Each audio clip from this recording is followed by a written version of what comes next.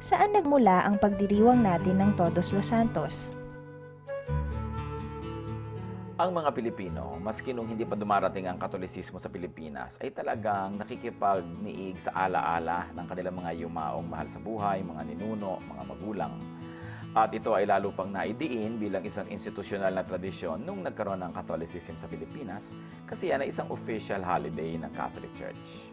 Ngayon, maraming mga non-Catholics nagmamahal din sa mga kamag-anak, hindi naman masamang alalahanin ng ating mga mahal sa buhay, dalawin ang kanilang puntod, lalo't yan ay nakakatulong na maibsan ang iyong kalungkutan o kaya ay mabigyan ng kaaliwan ng iyong pangungulila.